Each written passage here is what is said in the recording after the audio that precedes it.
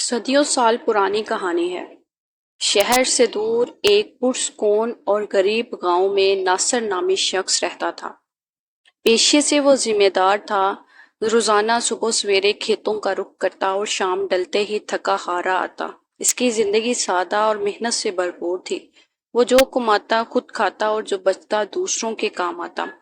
گاؤں میں بھی اس کا شمار نیک دل اور مددگار لوگوں میں ہوتا، لیکن ناصر کی زندگی کی سب سے بڑی آزمائش اس کے اپنے ہی گھر میں تھی۔ اس کی بیوی ایک ایسی عورت جو بظاہر وفادار، محبت کرنے والی اور خوش اخلاق دکھائی دیتی، مگر اندر سے کچھ اور تھی۔ جو ناصر جو ایک نرم دل اور سادہ لو انسان تھا، اس کی چالاکیوں سے بے خبر تھا، کیونکہ وہ کبھی شک کا موقع ہی نہیں دیتی تھی۔ ہر روز اسے وقت پر ناشتہ دیتی، طرح طرح کے لذیذ پکوان بنا کر دیتی اور جانے سے پہلے مسکرا کر الوداع کہتی۔ لیکن اس محبت بھرے رویے کے پیچھے نفرت کی آگ جھکی ہوئی تھی۔ دل میں ناصر کے لیے نہ کوئی محبت تھی نہ عزت۔ وہ دن بھر یہ سوچتی رہتی کہ وہ کسی امیر شہرت یافتہ شخص کی بیوی ہوتی تو زندگی کتنی بہتر ہوتی۔ جب ناصر کھیتوں میں چلا جاتا تو وہ اپنے ذہن میں شیطانی چالیں بناتی۔ وہ کسی طرح اس سیدھے سادے انسان سے جان چھڑانا چاہتی تھی۔ منافقت کی حد تو یہ تھی کہ ہر ادا میں وہ ناصر کو یہ باور کرواتی کہ وہ دنیا کی سب سے اچھی بیوی ہے، اور ناصر بھی اس پر یقین کرتا، کبھی اس کے خلاف بات تک نہ سنتا۔ لہٰذا اس کی خواہشات اور غلط سوچوں نے بلاخر اسے اندھیرے راستے پر ڈال دیا۔ وہ عورت جسے محبت، وفاداری اور گھر کو سنوارنے والی ہونا تھا، اسی نے اپنی ہی محبت بھرے آشیانے کو تباہ کرنے کی کوششیں شروع کر دی۔ کسی نے سچ کہا ہے کہ اگر عورت چاہے تو گھر کو جنت بنا سکتی ہے، اگر چاہے تو وہی گھر جہنم کا منظر بھی اختیار کر لیتا۔ ایک دن جب ناصر معمول کے مطابق کھیتوں میں چلا گیا تو اس کی بیوی نے ایک عجیب و غریب چال سوچی۔ اس نے محلے کے چند لفنگوں کو بلایا اور سرگوشی میں کہا کہ جب میرا شوہر کھیت میں کام کر رہا ہو تو اس کا گدھا چرا کر قریبی درخت پر چڑھا دینا اور مضبوطی سے باندھ دینا۔ ان لفنگوں نے ویسا ہی کیا۔ دوپہر کے وقت جب وہ عورت ناشتہ اور کھانا لے کر کھیت کی طرف چلی گئی تو جیسا کہ وہ ہر روز کرتی ہے، ناصر نے کھانے کے ساتھ اسے خوش آمدید کہا، مگر اس کے چہرے پر کچھ اور ہی لکھا تھا۔ وہ حیرت اور پریشانی میں ڈوبا ہوا تھا۔ بیوی نے نرمی سے پوچھا، صاحب آج بڑے پریشان لگ رہے ہیں، سب خیریت تو ہے؟ ناصر نے آسمان کی طرف دیکھتے ہوئے کہا، میری جان تم خود ہی دیکھ لو، میرا گدھا درخت پر چڑھا ہوا ہے۔ میں صبح سے یہی سوچ رہا ہوں کہ یہ کیسے ہو سکتا ہے کہ گدھے تو اڑ نہیں سکتے۔ بیوی نے آنکھوں میں حیرت مگر دل میں چلاکی کے ساتھ کہا، ارے واہ، یہ تو بڑی عجیب بات ہے، چلو ہم دونوں مل کر اسے نیچے اتارتے ہیں۔ دونوں نے کافی مشقت کے بعد گدھے کو نیچے اتار لیا۔ جب بیوی رخصت ہو رہی تھی تو اپنے شوہر سے پیسوں کا مطالبہ کیا۔ ناصر جو اپنی بیوی سے محبت کرتا تھا، اس کی ہر بات پہ اعتبار کرتا، فوراً جیب خالی کر کے جو کچھ تھا دے دیا۔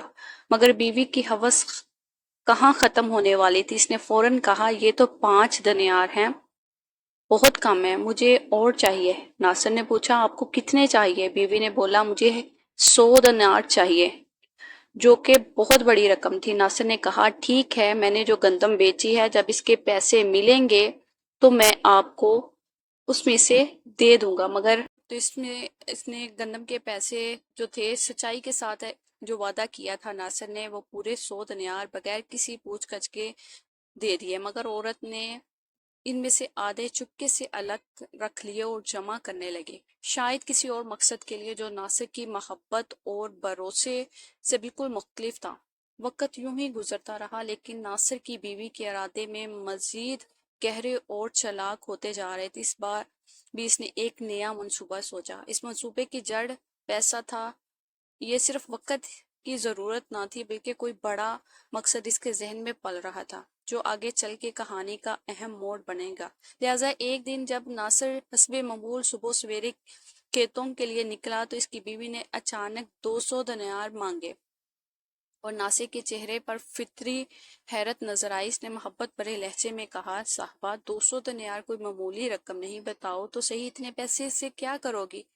بیوی نے فوراً مصنوعی سنجیدگی اور ہمدردی کا لبادہ اوڑھ کر جواب دیا، صاحب کیا بتاؤں، میری بہن بہت بیمار ہے، دوا دارو کے لیے چاہیے۔ ناصر تو ایک نرم دل اور شرافت سے بھرپور انسان تھا۔ کسی شک کے بغیر بولا، ٹھیک ہے، تم دوپہر کا کھانا تیار کرو، میں کچھ نہ کچھ انتظام کر لوں گا۔ یہ سن کر بیوی کے چہرے پر ایک چھوٹی خوشی کی لہر دوڑ گئی، جیسے وہ جانتی تھی کہ اس کی چالاکی پھر کامیاب ہو گئی۔ وہ فوراً بولی، ٹھیک ہے صاحب، بتاؤ کیا کھانا بناؤں اس کے لیے۔ اور یوں ایک دن گزر گیا، لیکن ناصر کو کیا خبر تھی کہ وہ جسے اپنی زندگی کی شریک حیات سمجھتا ہے وہی اسے دھیرے دھیرے کسی بڑے دھوکے کی طرف لے جا رہی ہے۔ لہٰذا بیوی نے جب دوپہر کا کھانا تیار کیا تو ساتھ ہی چپکے سے 3 بڑی بڑی مچھلیاں بھی اپنے ساتھ لے کر گئی۔ ان مچھلیوں کو راستے میں کہیں چھپا کر رکھا، اور جب کھیت پہنچی تو اپنے شوہر کو کھانا پیش کیا، اور چپکے سے جا کر مچھلیاں جو تھیں وہ کھیت میں چھپا دی۔ کسان نے بیوی کی طرف دیکھا، تعریف کی اور نماز ادا کی کھانا کھا کر، اور پھر دوبارہ کام پر چلا گیا۔ کھیت میں کام کرنے لگا۔ کچھ دیر بعد جب وہ زمین کی کھدائی کر رہا تھا، اچانک ایک مچھلی نکلی، پھر دوسری، پھر تیسری۔ وہ حیران ہو گیا اور اپنی بیوی کو آواز دی اور کہا کہ زمین میں سے، صاحبہ جلدی آؤ، دیکھو کھیت میں سے مچھلیاں نکل رہی ہیں۔ بیوی دوڑتی ہوئی آئی اور فوراً حیرت اور خوشی کا ناٹک شروع کر دیا۔ ارے صاحب، یہ تو آپ کی کرامت لگ رہی ہے، ایسا کیسے ہو سکتا ہے؟ سبحان اللہ۔ پھر جلدی سے بولی، میں یہ مچھلیاں لے جاتی ہوں، شام کے کھانے میں پکاتی ہوں۔ ویسے صاحب، آپ کو وہ 200 دینار یاد ہیں جو میں نے صبح مانگے تھے؟ سادہ دل کسان نے اپنی جمع پونجی حتیٰ کہ ایک گدھا تک بیچ دیا اور بڑی مشکل سے 200 دینار جمع کر کے بیوی کے حوالے کر دیے۔ بیوی رقم لے کر مسکرا کر گھر چلی گئی اور کسان کھیت میں پھر سے کام میں لگ گیا۔ شام کو جب وہ تھکا ہوا گھر پہنچا تو گھر کا ماحول بالکل بدلا ہوا تھا۔ بیوی ایک طرف خاموش بیٹھی تھی، چہرے پر اداسی اور بے رخی کی چھائی ہوئی تھی۔ کسان نے آواز دی، لیکن بیوی نے کوئی خاص توجہ نہ دی۔ پوچھا، کیا بات ہے صاحبہ؟ طبیعت تو ٹھیک ہے؟ وہ سرد لہجے میں بولی، کچھ نہیں، بس طبیعت کچھ اوجل ہے۔ وہاں مچھلی رکھی ہوئی ہے، کھا لو اور مجھے آرام کرنے دو، مجھے سونا ہے۔ کسان نے سوچا شاید بہن کی بیماری کی فکر تھی، اسے پریشان کر دیا ہے۔ خاموشی سے کھانا کھایا اور سو گیا۔ اگلے دن صبح ناشتہ بھی بیوی نے نہ پوچھا تو کسان خود ہی ناشتہ بنا کر چلا گیا۔ دوپہر کو بھی بیوی کھانا لے کر نہ آئی۔ کسان نے بھوکے پیاسے دن گزار دیا۔ ایسے ہی کئی روز گزر گئے، ایک ہفتہ، پھر دوسرا، لیکن بیوی کا رویہ نہ بدلا بلکہ مزید زرد ہوتا گیا۔ بالآخر ایک دن کسان نے اپنی بیوی کو بٹھایا اور نرمی سے پوچھا، صاحبہ آخر کیا بات ہے؟ کچھ دنوں سے تم بہت بدلی لگتی ہو، سچ سچ بتاؤ کیا بات ہے؟ بیوی نے ایک گہری سانس لی اور جو منافقت اس کے دل میں تھی وہ بالآخر اوپر آ گئی اور صاف صاف بولی، اگر تم واقعی میری خوشی چاہتے ہو تو مجھے طلاق دے دو۔ یہ الفاظ کسان کے لیے قیامت سے کم نہیں تھے، جیسے زمین اس کے پاؤں تلے سے کھسک گئی ہو۔ وہ حیرانی سے بولا، یہ تم کیا کہہ رہی ہو؟ تم ہوش میں تو ہو؟ بیوی نے چہرہ پھیر لیا، کچھ نہ کہا۔ اس نے کسان کا اندازہ لگانا تھا کہ وہ اس بات پہ اسے غصہ کرے گا، مارے گا یا کیا قدم اٹھائے گا۔ کسان نے سمجھا شاید وقتی غصہ ہے یا کسی بات کا دکھ ہے، لیکن اس کے بعد بیوی ہر روز بار بار یہی بات دہراتی تو اسے احساس ہوا کہ یہ سب اچانک نہیں بلکہ ایک سوچی سمجھی چال ہے۔ کسان نے بیوی کا رویہ بہت برداشت کیا، خاموش رہا، دل پہ پتھر رکھ کر بات سہتا رہا، مگر کچھ دن بعد بیوی نے لڑائی جھگڑے شروع کر دیے۔ کبھی کہتی مجھے سونے کا ہار لا کر دو، کبھی تانے دیتی میں اتنی خوبصورت ہوں اور تم غریب انسان، میری قسمت ہی پھوٹ گئی۔ یہ زہر برے الفاظ اس کے دل کو چیر دیتے۔ اس نے سوچا کہ شاید یہ کسی وجہ سے ضد کر رہی ہے، لیکن حقیقت تو یہ تھی کہ وہ مکار پہلے سے ہی جان چھڑوانا چاہتی تھی، مگر پہلے پیسے لے کر خود کو مضبوط کیا، پھر بہانے شروع کر دیے۔ بالآخر غصے میں آ کر کسان نے سوچا شاید اسے 2-3 تھپڑ ماروں تو عقل ٹھکانے آ جائے، لیکن جیسے ہی اس نے بیوی پر ہاتھ اٹھایا، بیوی نے چیخنا شروع کر دیا، میرا شوہر مجھے مار رہا ہے، یہ پاگل ہو چکا ہے۔ پڑوسی جمع ہو گئے کہ یہ صفائی دیتا رہا، لیکن عورت کی درد بھری چیخوں نے سب کے دل جیت لیے۔ لیکن لوگ کسان کو ہی برا بلا کہنے لگے۔ کیا کوئی مرد ایسا کرتا ہے؟ شرم کرو، بیچاری عورت کے ساتھ ایسا سلوک۔ کسان جو کہ ایک عزت دار آدمی تھا سوچنے لگا اور شاید تنہائی میں رونے لگا کہ یہ کیا ہو گیا، میں تو اس پر سب کچھ قربان کر رہا تھا اور یہ اتنی بڑی چال باز نکلی۔ ایک عزت دار آدمی کے لیے یہ بات بہت بڑی معنی رکھتی ہے کہ اس کی بیوی غیر مردوں کے سامنے اپنے ہی خاوند کے خلاف بولے۔ بالآخر معاملہ قاضی کے دربار میں پہنچ گیا۔ قاضی صاحب نے دونوں کو بلایا، سب کے سامنے پوچھا، بتاؤ کیا معاملہ ہے؟ کسان نے دھیمے لہجے میں ساری داستان سنا دی۔ اب بیوی کی باری آئی۔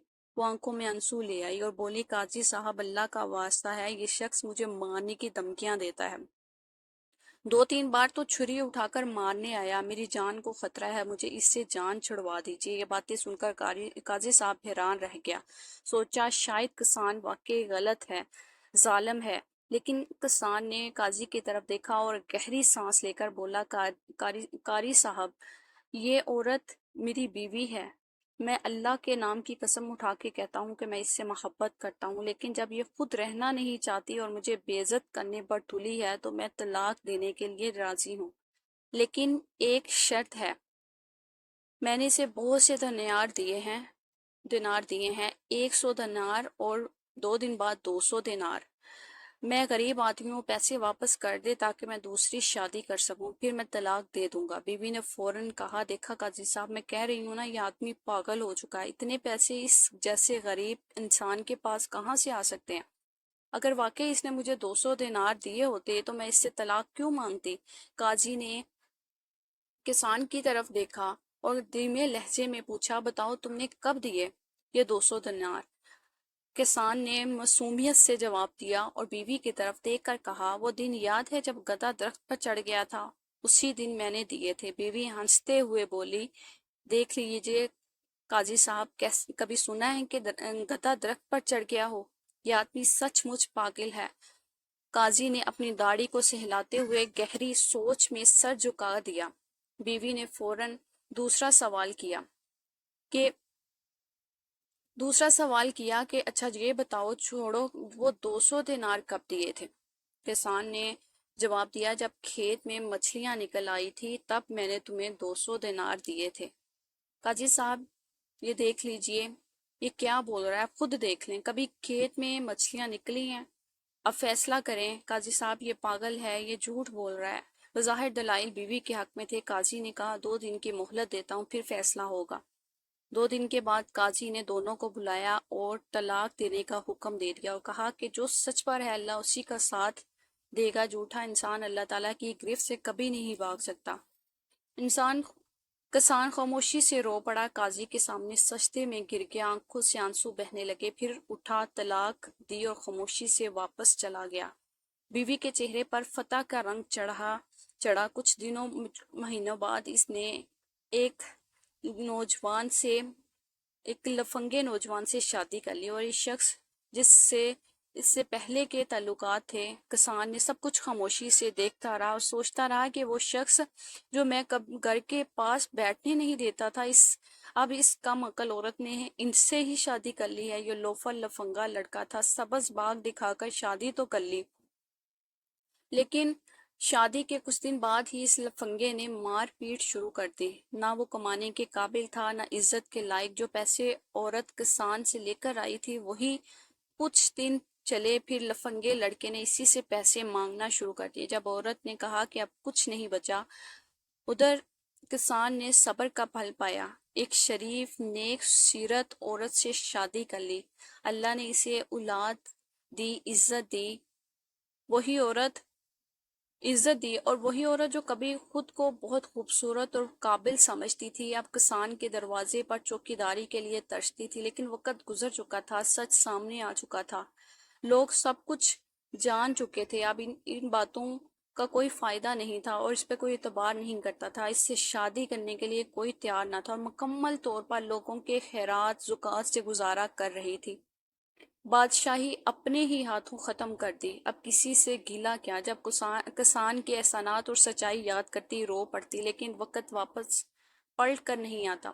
تو دوستو، اس کہانی میں ہمارے لیے بہت اسباب چھپے ہیں، چاہے شوہر ہو یا بیوی، اگر اپنی قسمت پر صبر کرے، شکر ادا کرے تو سمجھ لیں کہ یہی ان کے لیے بہترین راستہ ہے، کیونکہ جو راستہ، جو مقام، جو رشتہ، جو حالات اللہ نے عطا کیے ہیں بے وجہ نہیں ہے، وہی آپ کے لیے بہتر ہیں۔ اگر بیوی یا شوہر خوبصورت نہ ہو یا اخلاق میں کچھ کمی ہو تو یاد رکھیں کہ ہر انسان میں کچھ خامیاں، خوبیاں ہوتی ہیں۔ شاید کسی میں سچائی ہو مگر خوبصورتی نہ ہو، شاید کسی میں خوبصورتی ہو یا اخلاق میں کمی ہو، تو یاد رکھیں کہ ہر انسان میں کچھ خوبیاں اور کچھ خامیاں ضرور ہوتی ہیں۔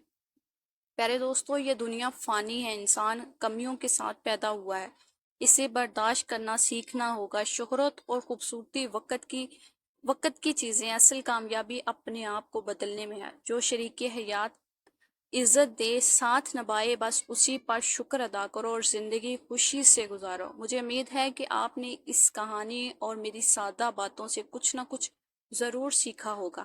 اگر آپ کو ایسی مزید سبق آموز کہانیاں سننا چاہتے ہیں تو ہمارے چینل کو سبسکرائب کر کے گھنٹی کا بٹن ضرور دبائیں، اور ہو سکے تو اپنے پیاروں کے ساتھ اس ویڈیو کو شیئر ضرور کیجیے۔ جزاک اللہ۔